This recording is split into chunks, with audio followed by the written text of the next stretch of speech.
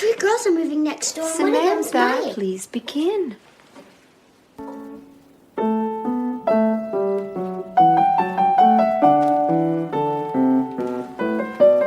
Afternoon mail, Miss Edwards. Thank you, Jessie. You can just leave it on the table, please. Is there anything from Uncle Guard? We'll open the mail later, dear. But he's coming back when he said. He didn't miss the boat, did he? Samantha, please.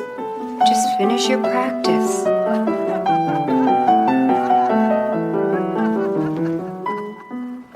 I genuinely think that Anna Sophia Robb should get EGOT just for pretending to play the piano in this movie. Like, those scenes were among the most egregious things I've ever seen. What do you mean? As a pianist? Yes. Yeah. I mean, she had me fooled. I was like, wow, did she learn how to play piano for this? I mean,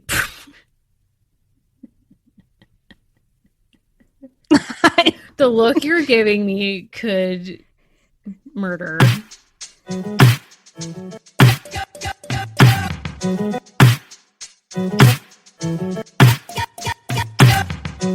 Welcome, everyone, to American Girls, the podcast. This is the podcast where we're reliving the American Girls series book by book. I'm Mary. I'm Nellie O'Malley. I mean, Allison. Wow. Interesting flex, really. Truly interesting Thank you. flex. Allison, we've come together today to talk about, perhaps one of the greatest cinematic wonders of the early aughts, if not ever. This film cost me $3 on Prime, but what I learned is that fast fashion can cost a finger. Whew. And you know what? Like, I also refuse to pay money for this film, and that's all I'll say about that. But what I learned is that, like, the film was free, but the trauma is going to cost me for the rest of my life. We're talking in this episode about Samantha, an American Girl holiday, cinematic achievement, I'm going to say, from 2004. I loved it. We do have to talk about, just as a little insight, so there are times where, like, I go MIA on texting. This is known. And out of nowhere, you text me this past week and you say, we're going to be watching an Eleanor one-woman show on the internet, Correct. Unbeknownst to me on Twitch. Will you be attending? Yes, definitely yes. And I said yes. And I stopped what I'm doing, which, I'm usually like missing in action truly during the day. Sure. And I buy a $15 ticket. I would have paid $150 for this show that you pulled me into. You know what? It's like, here's what happened. Anna found out about this because she attended a performance at this local community theater years ago and is on their email list, and basically hit me up and was like, an Eleanor Roosevelt one-woman show. Your thoughts? And I was like, buy the tickets right now, point one. Point two, I immediately got on the phone to you and was like, clear your calendar. I don't think I offered you the option. I was just like, this is happening. It was honestly wonderful. And I miss theater. I miss going out and seeing these kinds of things. And I love local theater, experimental I was just going to theater. say, like, we both love community theater. And our friend Tanya, hey Tanya, used to perform in a community theater. And it was like, I felt like I was sort of an honorary member of the troupe, because it was like, we were hearing about the background, like, drama behind the scenes at the rehearsals, and then we would show up and see the performance, and it was like always wild, but also like genuinely good. Like, I have dragged Allison to see a production of Grey Gardens, like essentially in a living room, and it was so amazing. Like, the quality was A+. So there were 500 people watching this performance, which was very exciting. Actually, I was feeling hopeful, like theater will hopefully hold on survive. a second. You have to back up, because first we meet the executive director of the theater in her living room, giving us an intro on Zoom, in which she lets us know that the playwright has just, like, the previous day cut 25 minutes of material. So this work is very much like in progress. Yeah, and I think it was well worth it. I think it was very smart of them to put this on Twitch. We have to just talk about, like, a few things. If you think we've talked too much about Eleanor Roosevelt on this podcast to date, This is about to get really bad for you. So just hit fast forward. First of all, no. Second of all, no. There was so much about the Roosevelt's dog in this. It was a shock to me, because I don't like to think of them as dog people. That was just very surprising. This masterpiece opened with her in her grave, which is how it should always open. But she wasn't at her grave. That's what was, like, The wild Was she? great. Well, I mean, okay, like, I mean, that's the depth of this play. Is like, I truly don't have the answer to that question, but I will just say that like her actual stated location was in Washington, D.C. at the monument or statue to Clover Adams, question mark. I believe so. Took And her there own was, life. yes, and there were flashbacks because she is in fact interred in Hyde Park, correct? Right. So we never got a clear explanation. And it's like good for the playwright for forcing us to meditate on that about why exactly Eleanor chose her spirit to sit at the foot of this grave to a photographer who took her own life. Well, and we get a lot of mentions to the fact that only in death are she and Franklin actually sharing space again. Here's my thing about content about Eleanor. If you're trying to make it about Franklin, just stay home. It's not about Franklin. Decenter Franklin. Like, I'm not saying I'm not here for Franklin content, but it's a separate journey. And Yeah. let me say this, and this is unsolicited. Stop talking about Fala, please. Now, who's Fala for those who maybe have a Fala life? is their dog who was named for, I don't know, by FDR, I think after one of his ancestors. And, you know, FDR was very close to this dog, and the dog ends up like being interred in the Rose Garden that was just renovated by Melania Trump, putting that out there. Anyway, this dog got a White House burial, just saying that. Literally no presidents have. And yet this dog's in the Rose Garden. This dog could not matter less to the narrative of Eleanor Roosevelt's life. Just saying. Like, and yet Fala gets brought up. Like, you just are getting deep with Eleanor on like emotional stuff. Like, you can imagine the daddy issues coming out to play. The Alice Roosevelt stuff is happening. And then I don't know where she'd be like, and Fala was, you know, playing and getting and this and that. And it's like, I don't care what the dog was doing. Like, take us back to the dad stuff. This woman started a CCC, Civilian Conservation Corps companion, called She. And you think the interesting part is that she owned a dog. You're wrong. So wrong. Zero. You don't get it. Honestly, if you don't get it, you don't deserve to get it at this point. And yet I would love for the, you know, I feel like in a way we're sort of like, we're boosters of Eleanor. Like, she hasn't asked from beyond the grave or her spirit or whatever's happening with that, but wow. It was like she was sort of telling us her life story in front of a grave that was not her own. And basically it was like, why didn't my husband ever love me? Like, why did my dad abandon me? And it's like, I don't really care about that. Like, can we talk about Hick for a second? The one downside of this play was that like Hick was not centered enough. No, and I'm going to say something controversial, which is I think that Eleanor and Cornelia probably knew each other. Oh my They could God. be peers and contemporaries. I don't have an exact date of birth for Cornelia. I don't think she would ever be so sloppy as to let that slip, because that's not who she is as a woman. Do you think she But- also attended the Academy of Madame Souvestre? Yeah, I do. Oh my God. Wow. And then both of them were like, yeah, I mean, Alice thinks she's so hot at this debutante ball, but like you and I are the ones who have spent some time in a settlement house, if you know what I'm saying. I think Susan Adler put it all on the walls for us. And it just, Oh my God. it wasn't Don't take me something. back to that book. Well, I have to, because a lot of what goes on in this film is Susan Adler inspired. Having to live with that. And I mean, at one point we do see Samantha practically starve or malnourish a child. And I did wonder if Eleanor or Jane had been afoot, if we could have perhaps addressed that in a different way. Honestly, like among the many, many questions I have about this film, many of them revolve around the cast. Some of them are concerning differences. Others have to do with production of this film. I'm thinking back to, I don't want to say simpler times, but perhaps like summer of 2019 when we watched the Felicity feature film for the God, first time. It feels like 20 years ago. It does feel like 20 years ago, a very different time indeed. Like we saw in that instance, a young Shailene Woodley. We were and are rooting for her. Now we're living Hunger Games. Like it's like no It's one saw this complicated. coming. Also, it's like, Julia Roberts' memoir hidden in plain sight in that film. Like we blew that wide open. We did.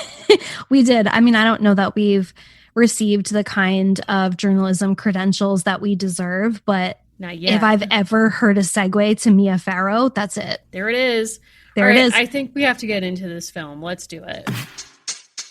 This episode is brought to you by Podcorn. Podcorn is a marketplace connecting podcasters to advertisers for native podcast sponsorships. What does that actually mean? Well, for our purposes, it means that we don't have to run ads on our show for products and services we don't believe in.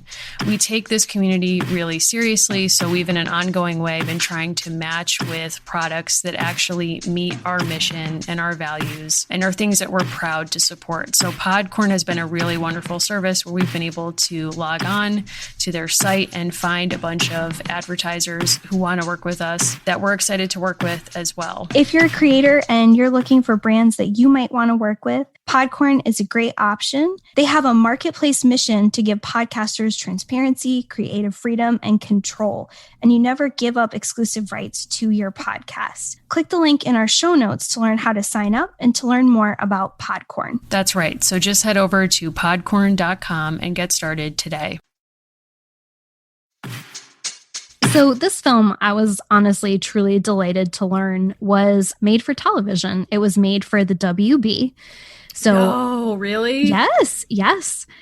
So it was released by WB in November 2004, and it was actually the first in the American Girl film series. So this does predate the Felicity film that we enjoyed so much.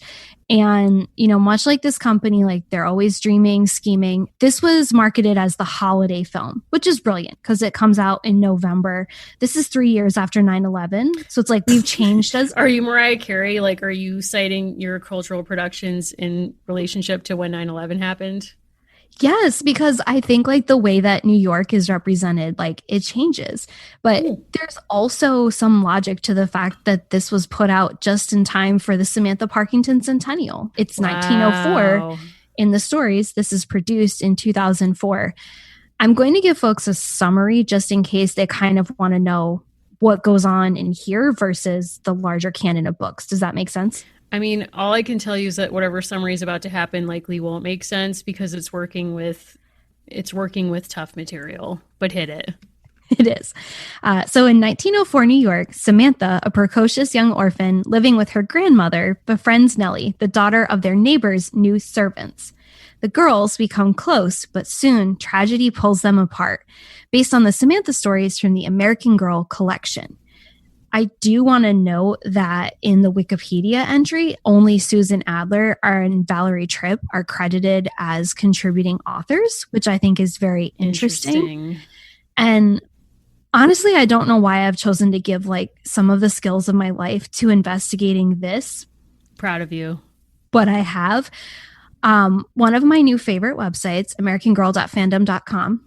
Wow. Thank you. Actually tells us in a bulleted list all of the differences between the books and this film. This particular website says that it has plots and scenes from essentially all of the books, but it actually pulls, I think, a lot from Samantha Saves the Wedding, which is like one of the spinoff materials. I'll also note that Meet Samantha, Samantha Learns a Lesson, Samantha Saves the Wedding, and Changes for Samantha are like the primary source materials, which leaves out the author who is not Susan Adler or Valerie Tripp. And I think that's on purpose. Interesting. Any theories as to why? They didn't want her to make any coin off of this. Damn. I'm not saying that's Val. I'm saying like, I think this is such an empire by 2004. Like Samantha's almost 20 by that point as a product. So they know what's going to work. Right. So they're like, we're not going to spread these royalties outside the fam too much if we don't have to. This is an 86-minute film. I would argue it feels longer. It felt in the same way that at different times during the Eleanor play, we were texting and basically saying like, I would watch 5 hours of this. Because at one point I was like, is there going to be an intermission or are we just rolling right through this whole play, which is what happened. I lost track of time, but I was also like, I'm not saying this because I'm worried this is going on too long. I'm saying this because I would watch this forever. Whereas with Samantha, like the same can unfortunately not be said. No, and I want to point out a really important distinction that I think does make a difference. In a lot of the summaries, they note that she's befriending Nellie as, quote, the daughter of their neighbor's new servants. Wrong. She is a servant. Like, we see Nellie work so Yes. hard in this film. Like, we are not shielded from that at all. There's a scene where she's beating a rug and her sisters are like desperately trying to wind yarn. And it's very sad and very intense. And I feel like I spent half of this film watching her work. Yes, and also watching Samantha wander up to her while she's working. And one in that scene, she wanders up to her and she's like watching Nellie, like literally with full body strength, trying to beat this rug. And she's like, "That looks fun." And Nellie's like, "What? Excuse me? Like, huh?" And it's just like constant juxtapositions of like the naivete and innocence of Samantha and like the really cruel real world reality of Nellie, who's like also parenting her sisters and has all this job experience. Like at one point when they're leaving the factory, which we'll get into, Samantha's like, "Are all factories like that?" And Nellie's like, "Yeah, all the ones I've been to are." And it's like, how many have you been to? Like, this is so sad. Well, it speaks to that larger point of the series, which is 9 looks incredibly different depending on whose book you're reading. God. And part of how we meet Samantha and Nellie in this series is they've collapsed quite a few plots. So instead of having all of them go away to a secondary location, basically any plots that didn't involve Nellie get cut. So like the people who made this film were Nellie purists. They were like, we will not spend a holiday without her. No. We will not go on vacation without her. We will cut Agnes and Agatha. Yeah, I was just going to say, if you think we're engaging these twins, I also kind of wondered if that was a copyright issue, if they were like, it's so dangerously close to Annie. Like, we can't go there. Like, Val was like, cover my tracks. Like, don't have them in there. And they're like, no problem. That's been cut. When you look back on this series, it's basically like the atoms that make up Annie got split into 2, and half of it went to Agnes and Agatha for their look and mischievousness, and the other half went to the orphan plot lines. My God. Notably, Nellie and her sisters are not quite orphans in this film. They still have a father, and I think that was honestly a better choice. I think a team of lawyers looked at the representation of Uncle Mike O'Malley, and they were like, "Yeah, it's not gonna fly. We don't want a Wahlberg lawsuit. Like, we kind of just need to focus." They're like, we need Wahlburgers to supply the American Girl Cafe, so we need some rewrites stat. So I'm gonna say this. I think there is one person who was on set who, like, if Eleanor Roosevelt were around, would call the UN Human Rights Commission. I'm like, listening. I think there was a really serious crime committed in this film. Listening. My eyes are very wide.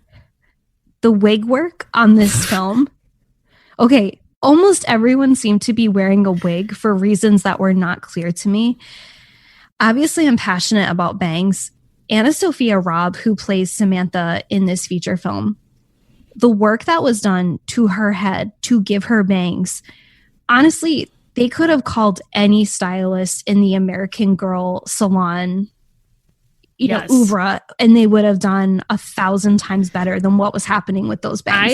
I'm really glad you said that, because it gave me PTS flashbacks to like PTSD to watch those bangs appear on film. Because as a brunette, and let me just like, I won't even get into this, but she's not even a true brunette. We'll get into that.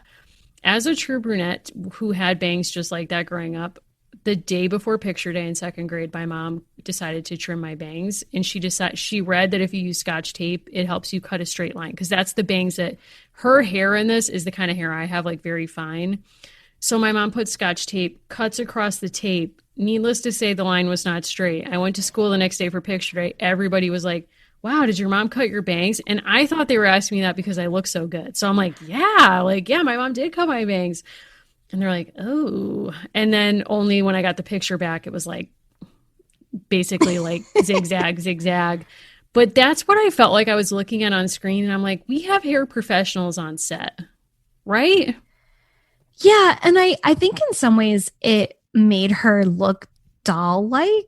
The way that both Nellie's like very obvious wig work, like the way that her hair was styled and the way that Samantha's hair was styled, honestly, maybe Pleasant had something to do with this. Subconsciously, all I kept thinking of is she looks like a doll. She did. And I even was wondering, like, does American Girl sell wigs? And was that a potential line rollout that got thrown out after this movie was released? They were like, we're wigging out, so to speak, because the wigs didn't play well on camera. No one's going to want to buy them. But around this time is when I think Irish step dancing transitioned to like full on wig culture. Because when I was doing it, it was like you showed up with your real hair. Otherwise, I would not have been present. And then it was like the wigs come out to play. Yeah. And they're very camp wigs. Like it's obviously a wig. Whereas with this, there was an attempt at verisimilitude that didn't really land, but they tried it.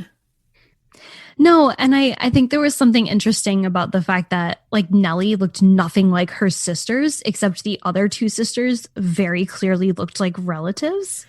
Yeah, it was weird too, because I read on IMDb that she's a brunette and they made her dye her hair red. Yes. And then the lead is a blonde wearing a brunette wig, correct? Yes. And let's talk about this. I learned that you never call Anna Sophia Robb Anna. She's Anna Sophia. I didn't know that. So I read, I learned. Wow. I'm growing.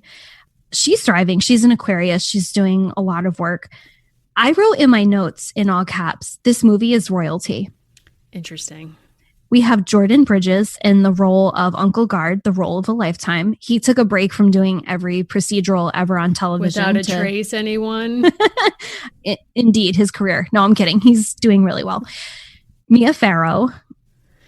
Okay, let's take a beat on that for a second. When Yeah. she came on screen, I internally screamed, what in God's name are you doing here? Like the only sane explanation is that there was an unexpected home repair. There was an unexpected life event. There was a trip of a lifetime that the budget of which outpaced what she had planned. There was something going on where she was like, God bless this check. I don't care what this is. Thanks. I know what it is. What is it?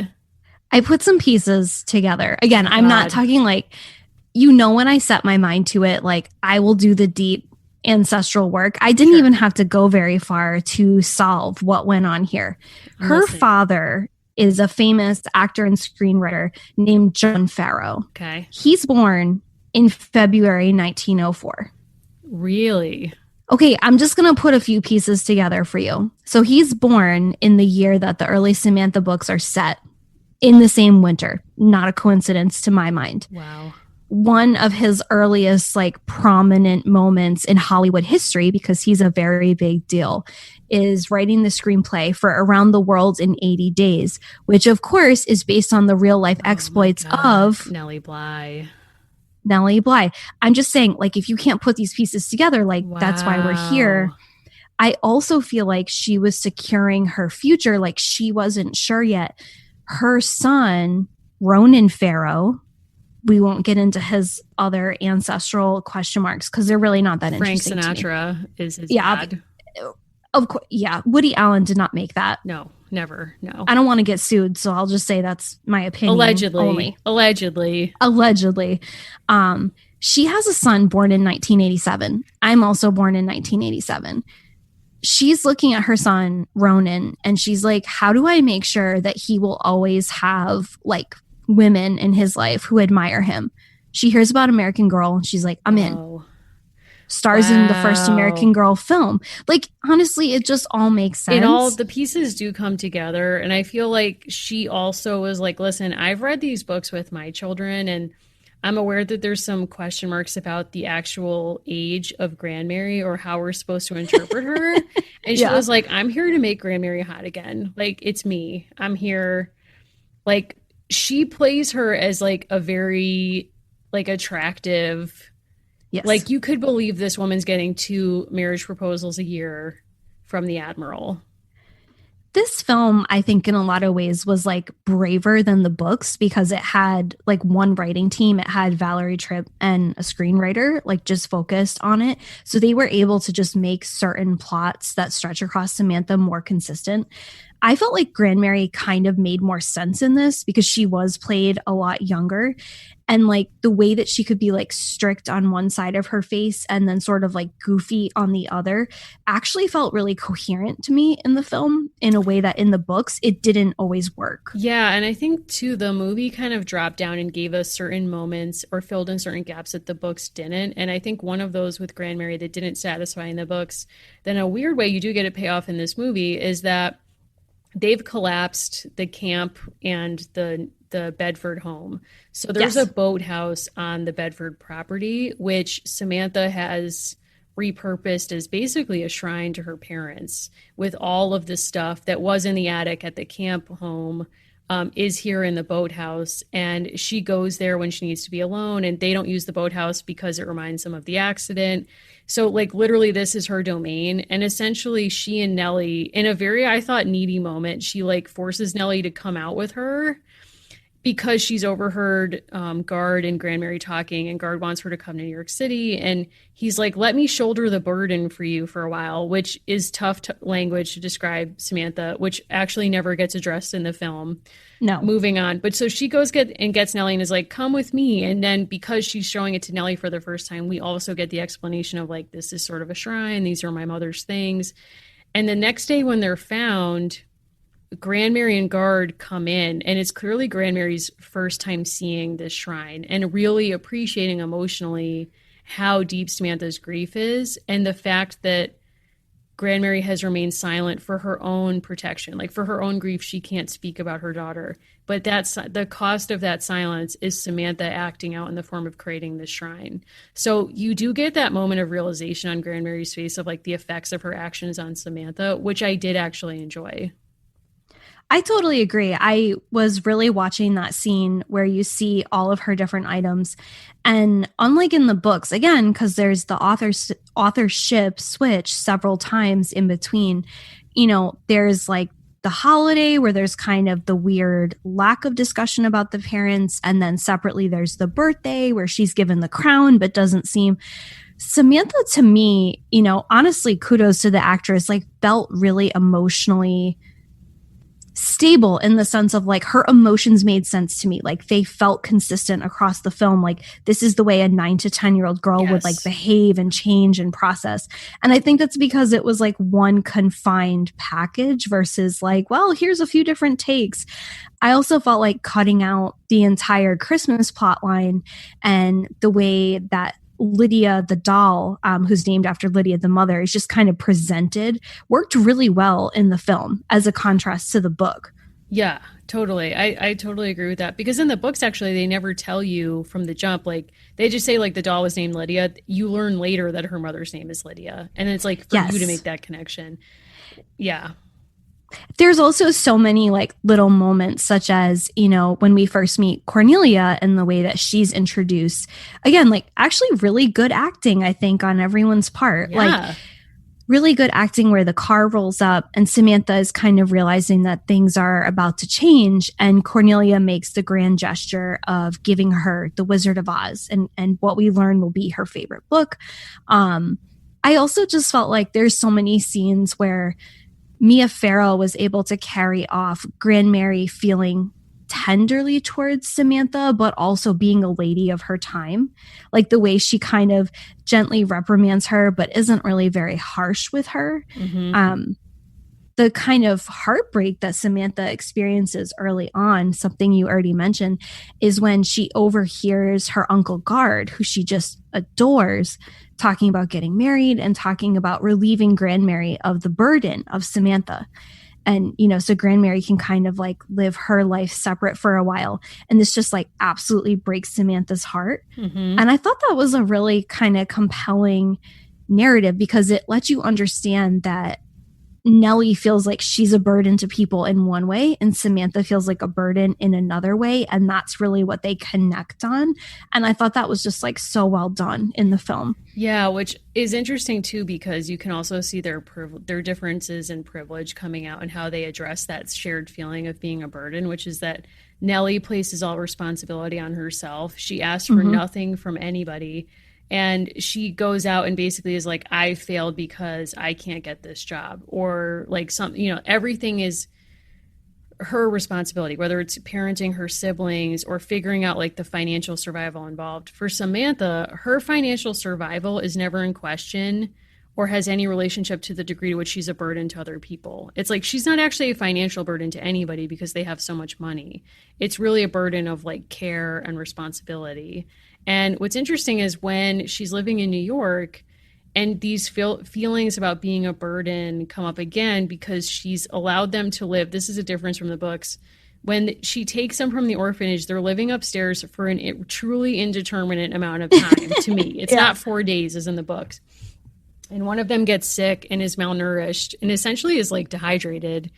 And that's what forces Samantha to like blow the whistle on herself.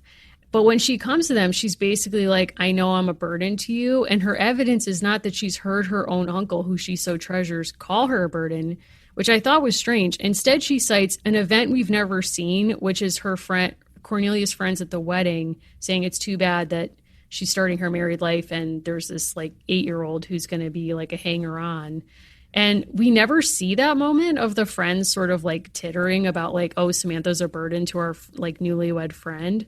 It's weird that they don't want to just go there and say like, Guard said I was a burden. But regardless, pun intended, she feels confident and comfortable and safe enough in her situation to go to her parental figures and say, hey, you hurt me. Whereas, it's quick, but we do hear that at the wedding. She's I saw shuttling. them talk to each other, but I didn't hear what they said. She's like going, and it's very quick. It's very, very quick. She's like moving between tables, and it's not explicitly said like she will be a burden on Cornelia, but basically Cornelia's friends, who are in retrospect probably 21 years old, are saying like, can you believe she's starting this marriage saddled with a 10-year-old? Ooh, okay. That passed me right by. My apologies. But I think that speaks to the point of like, it's incredibly subtle, but I think this is why now I like her more and more. Like she's nosy and she's listening in. Yeah. And I think like she's a feelings forward person, which I can certainly appreciate, which is like, we see in this film that she's not afraid to cry. We don't see that in the book, which to me feels very honest for like a 9-year-old kid. And also like, she's not afraid to say like, this is really confusing and it hurt me that people are talking about me this way. And it opens up a space for her guardians to kind of like have an honest conversation about how they feel about her and reassure her.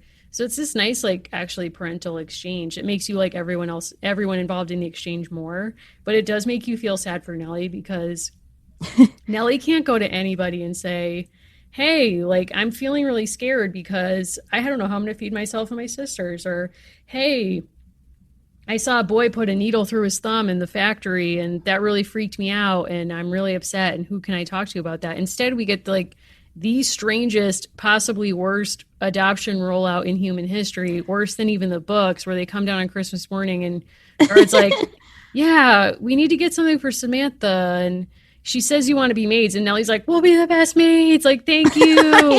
And it's like, why? And then he's like, no, we don't need any more maids. And it's like, oh God, where's this going? And then he's like, we want to adopt you, like thumbs up. And it's like, why did you put them through that? I will say also a line I wrote down that really stood out to me was at least the Rylands were consistently horrific as people. So like Eddie's a monster in the book, and his mother literally says with a straight face, I expect my help to behave about a 9-year-old who she has probably, not super legally in her employ. I also thought it was really smart the way passage of time was marked in the books without it being overdone. Like, that it's a holiday story because that's in the title, and you're like moving through seasons. Like we move through a summer and an autumn, and she goes back to school, and then like we move towards a winter. And I thought there were so many things that were just so tight in this film that were a smart adaptation of the story. Like there's so many minor characters that come in and out of the Rolodex in the 6 Samantha books, and here a lot of those people go away, and I think the story is better for it. Mm-hmm. Like the way that I'll never get over the treatment of Elsa, I will never let that. I won't bring that up. Yeah. But there is no Elsa. There is a Gertrude in this book, and Gertrude is like a lot more chill. She's kind of like more knowing in the Garden Cornelia household. Like she knows who comes in the back doors. Like she's fine. I really liked her character because it felt like they chose to pick fewer people and to make them more real. I did find the Jessie character a little bit perplexing. A shrewder viewer than I, who runs an American Girl page, noted that she was made into more of like a generic servant than like a talented seamstress, which I did think is kind of an interesting observation. Like she's probably one of the few characters who's flattened versus getting bigger in the story. Yeah, and it's interesting because instead of like having more of her personal life, she only exists in the story for Grandmary to scold Samantha that you don't ask the help about their business. Which is it's not even like we cut her story. It's like we read it. We did a 180 on her story and what we want people to take from it, or like the work we wanted to do within the play, so to speak. And I thought the Gertrude piece was interesting too, because she goes from being kind of like a crabby person who is surveilling Samantha and ultimately blows the lid on her like weird attic apartment situation, and instead goes from being like, no, I'm not going to narc on Samantha, to the orphanage head person, as that crime is, she follows them back and accuses them of stealing money, which they didn't, and this and that. And she's like, I'm not going to like, she's like, where's Samantha? And she's like, I don't know, like not here, or like whatever. So it's interesting, like she also has been repurposed to serve the story, but in a way you might say too, like their roles, the way that they've been edited for the screenplay just further emphasizes like their subordination as people and as characters, because their personhood was never considered in terms of story edits. It was always like what work they could do to push the story forward or to emphasize the characterization of like the people we're supposed to care about, air quotes. I do feel like to actually do, Jessie is a good example, like to do Jessie's story any justice, it would need to be its own film. Yeah. Like yeah. To actually even like take that plot line seriously, of the fact that she's like working right up until the last day of her pregnancy, apparently giving birth, like living in a fully segregated part of the Mount Bedford community.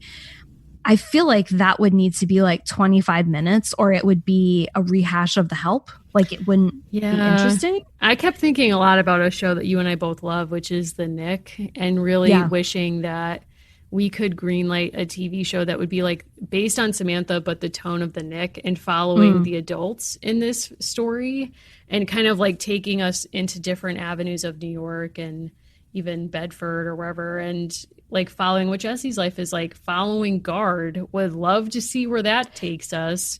You know, Cornelia and her activist work and being kind of like a privileged white woman who's air quotes helping, but you know, what does the rest of her life look like? I don't know, you know, and seeing all of that, but because there's something about following Samantha around that sort of like loses interest, because she's so sheltered that when you actually get to see her walking down the street in the film, you're kind of like, I want to go off on some of these side streets and stop following Samantha and see what's going on in any of these other places. And for a WB film, it definitely kept my attention. I definitely enjoyed it, right? Like it really kind of like had me for the amount of time that it did. Like I would watch an entire film about Frauchi the fraud, like her literally shoving money into her dress. There was also a scene where I felt like the writers and production team were winking at adult viewers. There's like quite a few scenes where Samantha is handwriting something and there's a narration, and it is exactly in the same kind of vein as Sex and the City. And I kept picturing her saying, you know, in 5 to 10 years, like, I couldn't help but wonder, was Nellie being distant, or was it just the distance between us? Like there are actually scenes that feel like that. Yeah. And the way that she shows kind of like a passing interest in Gertrude, and she's like, she needs more time off. And then it's really just that she's trying to like devise a reason to keep her friends around as staff. I was like, whew, there is so much here. Yeah, truly. And even thinking about the WB properties, like in what ways is Samantha kind of a cipher for Rory Gilmore? And was there any advertising to drive Gilmore Girl fans to Samantha? I do have to say, a line that I had to rewind it to make sure I heard it right. Someone at some point like pulled up an early Wikipedia or Encarta page for this film, and they were like, look up what they would have called orphans in 1904 now. Because there's a scene where Nellie shouts to the others, we're wards of the state. Yep. And then Jordan Bridges, in his amazing role as Uncle Guard, uses the same exact language where he's like, they are wards of the state. I was like, okay, well, like, unlike Samantha, who is missing parents but is not orphaned in the sense of like she has a whole family that cares for her, like maybe we could use slightly more chill language. Like there was something incredibly haunting about this young girl with a terrible wig being like, but we're wards of the state. I mean, I don't know. I also found the scene where we have to watch a boy be injured on the factory floor by putting a sewing machine through his thumb. I mean, you don't see it, but you hear it happening. Put your name on that list. If you can't write, make an X. And get in line behind them. Hold on there. No, please, no! If that needle breaks, it comes out of your pay. Yeah, I mean, I sort of wonder, like, who was their historical source for this movie? And was that person on set who was like, wouldn't it be interesting if you changed orphan to word of the state? So on that factory scene, I feel like what that did, which was disappointing to me, and I get it because it's a film and you need to do things different. I love that the film kind of ends with all of Samantha's family being reunited with her, and the way that she does the speech about progress and challenges the narrative by speaking poorly about factories and factory conditions and child labor. What's really disappointing about that, though, is when Samantha learns a lesson in book 2, she takes her friend's word for it, right? Like her friend Nellie says, hey, I've actually experienced this and it was terrible for me. And Samantha takes her word for it and understands. I feel like a bizarre thing that happens in the film, and I get it, it's a visual medium, is Samantha has to see it for herself to be changed. And I think that's probably more realistic to how people behave and like the reason people go on mission trips. At the same time, it was so powerful that her learning was experiential in book 2 and that she didn't need to go to the 5th ward. Like she had this explained to her by someone she trusted. And she said, I'm going to change my mind at 9.5 years old. And I believe you. And like, that was so significant. The way that the factory was sort of like, I felt kind of cartoonish. Like the man running it was so mean, so over the top. The children were obviously so completely miserable. It's not that it isn't accurate. I just think it was a disappointing way for her to learn versus trusting a friend who came from a different background. Yeah, I think that's a really excellent point, because if part of the value that we want to get out of this is sort of like, what does it mean to be a good friend? Like, what does it mean that your friend has told you about this experience and you don't believe them? And she hadn't told her in the film. Right. Because, so it's like we were robbed of that moment of like, I don't know. And in a way, it's like in the books, the experience that she does have is seeing the piecework being done in the apartment under Mike O'Malley's apartment in the floor beneath.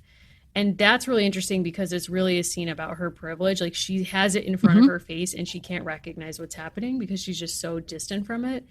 And you kind of wonder, like, why did they weigh that scene was more important than the one in a book? Because also that scene in the factory does ultimately become about her privilege, because she cuts to the front of the line. And even when the guys like put your mark on the list and get in line behind them, she's like, no, excuse me, sir. Like she knows enough to insist on being taken seriously. And it's not even a thought or there's no moment where she turns to the women in line ahead of her to say like, hey, I'm not trying to cut you in line. You know, I just need to ask a question about the whereabouts of my friend. She's only thinking about what she needs to get done. So in a scene that's really about like sort of showing us the violence of the factory floor, it's also about her privilege and the way that she centers herself totally unconsciously. I agree with her kind of like cutting to the front, and there was something about it that just like felt very odd to watch, because in a way, I'm good for this. It's sort of like watching a film about the circus. It's like you're hoping no animals were actually involved, right? Like you don't actually want to see this happening.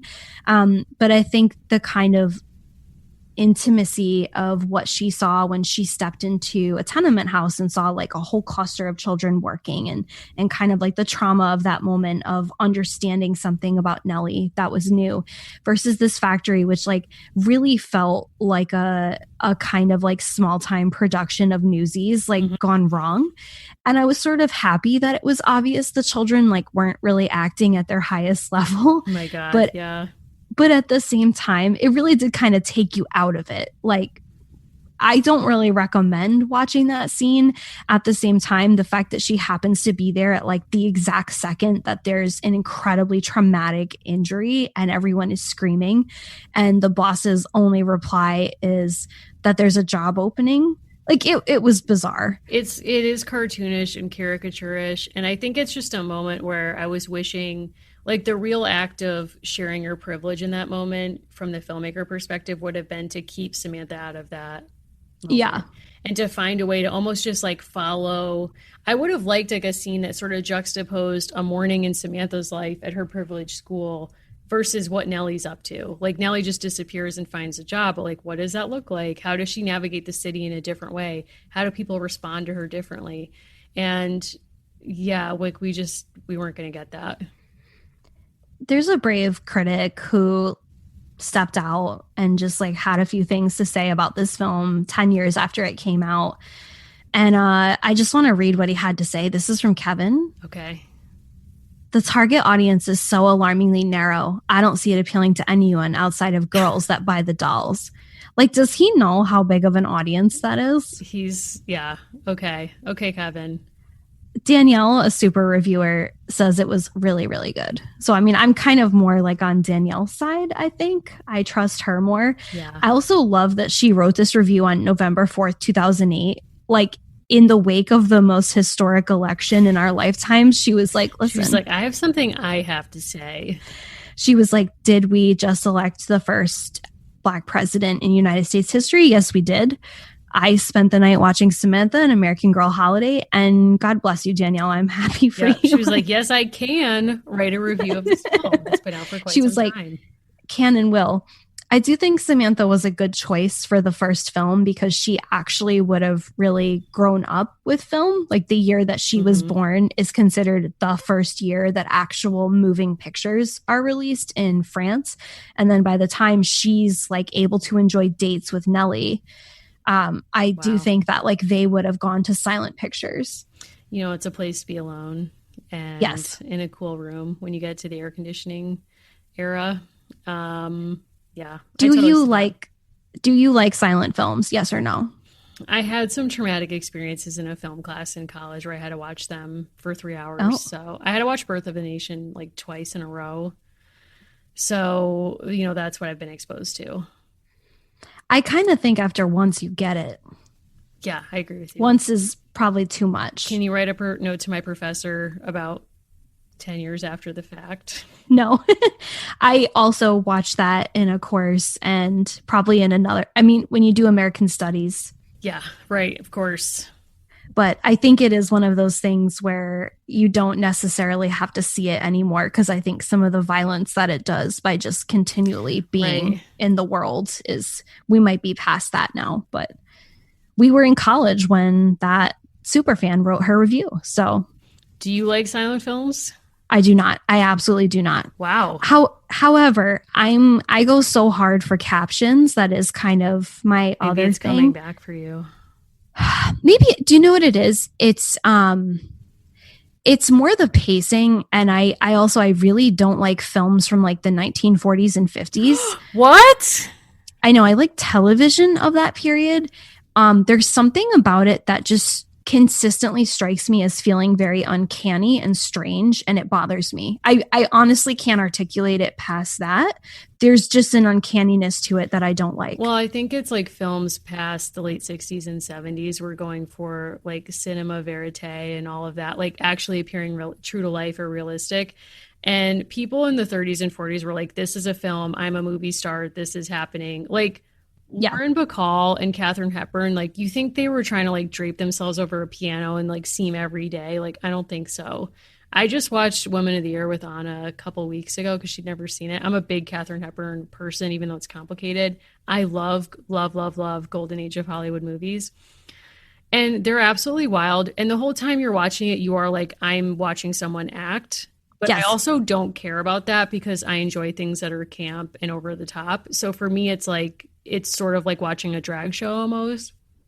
But I see your point. I see where you're coming from. I was kind of shocked when I looked up the best films of 2004, you know, Lay it when on this me. was released on television. So this film is not on the list, which kind of surprised me. Weird. Very weird. So I thought that was kind of weird, but this is the year that the Girl Next Door came out. And I was like, okay, I'll give you $1 Million Baby. I will also give you that. Eternal Sunshine of the Spotless Mind. Never been for me, but I'm proud of people who like it. Honestly, this was a very, very good year for film. Scooby-Doo 2. Wow. A classic. National Treasure, which I just watched for the first time very recently and was rather Congrats. stunned. Yes. Rather stunned by it. I mean, this was the era of Shrek 2. So honestly, in that Mean context, Girls also 2004? I think we graduated high school. Hold on. I graduated from high school in 2004. Oopsie. You, I believe, are correct that it is 2004. Yeah. I mean, to me, what like, a year. That's the foundational classic that we're enshrining in the Library of Congress archives.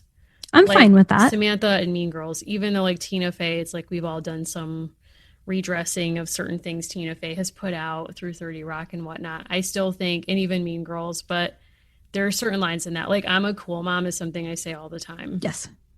Also, Nellie, speaking of Tina Fey, problematic, Nellie wears a kimono at one point in this Oh film. my God, what the heck was that about? Between the wig work and the things going on with that, I was like, it's probably just not my place to say. I think what I've learned from this film and from TikTok, and if you haven't seen the TikToks about Uncle Guard, he was responsible for some awakenings for people. Sure. So I think like that role alone, like Jordan Bridges has a lot to be proud of. When people think of his family's acting legacy, it's like you were in the American Girl Samantha and you know what movie. I love? There's a moment with his costuming where, speaking of Golden Age of Hollywood, where he is consoling, like he and Samantha are actually having a real heart to heart on the lawn about like Cornelia not replacing her in his life, like that she's going to remain very important. In this foundational scene, he's wearing a gray suit that when he's sitting down, so you can see his socks and his shoes. And what's very impressive to me was he's actually costumed like Fred Astaire, and that his pants and his socks and his shoes are the identical same, very specific shade of gray. And I was like, this is like Fred Astaire who wanted to continue the line of his legs for dancing purposes. All I'm just saying, I was like, wow, Guard, like, I don't know that you came out with the car in the film, but like your clothes told the story. Thank you. God bless. I would love to say that that's the last we're going to be talking about Guard, but I'd be very wrong. Sure isn't. We will be taking this on further. Allison, do you want to describe what we have planned? I would love to. So every time we've taken on a new character, we've done something slightly different in terms of fan fiction, going all the way back to Felicity with writing and sharing. And this time we're doing, of course, the Guard zine, exact title TBD. Mary will be using her considerable zine making skills. We would like if you could send us materials. They can be electronic, sent to us in the usual places, or you can mail to our P.O. box, preferably by September 21st, 2020, so that we are able to put together that Guard zine for our September 28th episode, which will also be a mailbag.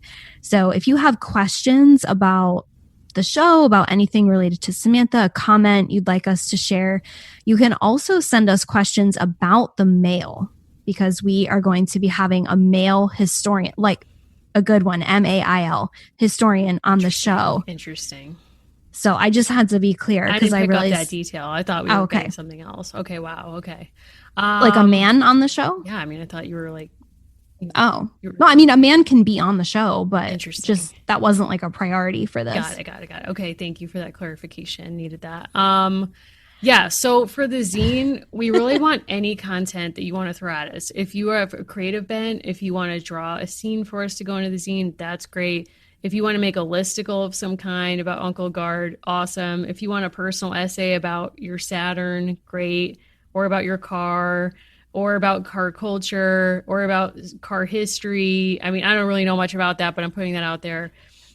If you want to write a fan fiction, if you want like a flash scene of a scene that you wish had been in these books, we welcome that as well. So as Allison said, get in touch with us through the usual digital means, through snail mail at our P.O. box. And I'm going to produce something that I will make freely available. I think I'll make a digital copy that people can get from our website.